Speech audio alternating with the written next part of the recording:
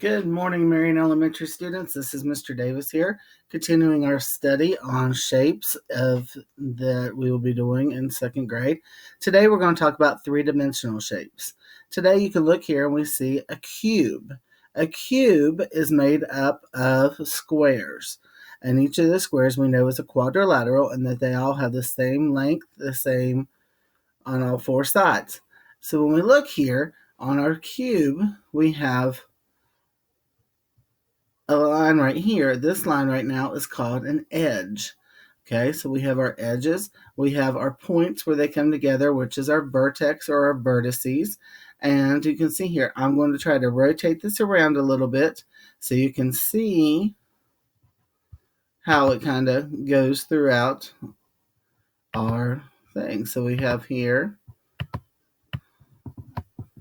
and you can see it is made up of squares on all sides and so forth. So when we look at this, we talk about a cube. Well, a cube has several of those, and we have faces. So when we think about this, our faces we knew were our flat sides. Well, now when it makes a cube, there's multiple ones. So when we think about that, here's one face here, 2, 3. The top makes a fourth one. Now behind here on this back side, we have a fifth one, and then behind there we have another one, which would be 6. So that means a cube has 6 faces. All right. When we think about our vertex and our vertices where the two lines come to form a point, we have a point here, which is 1. Back here would be 2. We have a hidden one back here would be 3. And then here would be 4 at the top. So then down at the bottom here, we have 5, 6, 7, and 8. So we know that a cube has 8 vertices. So we know it has 6 faces and 8 vertices.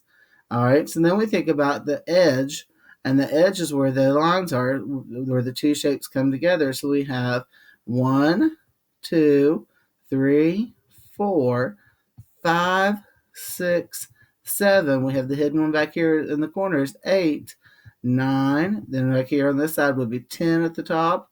11 hidden back here, also 12, and then right here would be 13. So our cube has 13 edges. So when you look at this, we can rotate it around and we can see all those sides, but when we're looking at it, some of them are not visible. So that's what we have to think about, those pieces that are not visible when we have it moved around and looked. So that's what we have our cube. Okay. The other one that we're going to talk about today is the rectangular prism. So if you'll give me a second here, I'm going to make our rectangular prism. It's just like our cube, but when we look here, we have a rectangular prism that is made up of rectangles and of squares. We have 2 faces that are on the ends, which is 1, and then the one back here is 2. I'm going to rotate that one around so you can see that. This is a new program to Mr. Davis, so we've got that. Let's see, there's 2 that have our square shape.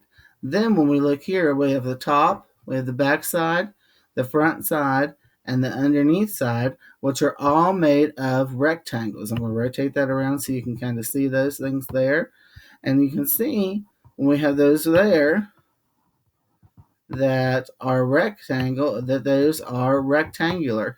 So those 4 are made up of rectangles.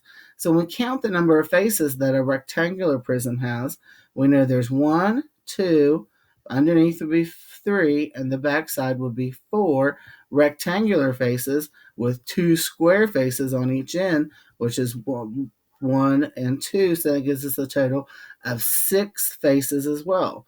This is also in the family of a quadrilateral, is what makes up this rectangular prism. So we know that we have 6 faces here, just the same as our cube.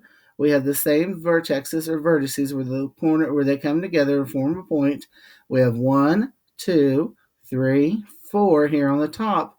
So if I rotate it so I can see my bottom side of it, I have 1, 2, 3, 4 more. So that means I have a total of 8 vertices. So when you think about it, all this is they've taken it and we've stretched out the side to the rectangular. So this would also have how many edges? So let's think about that. 1, 2, our hidden ones back here. 3, 4, then 5, 6, 7, 8, and then our ones back here. 9, 10, our hidden one back here. 11, and the top is 12. So we have 12 edges. So you can see how they are very similar in shape, and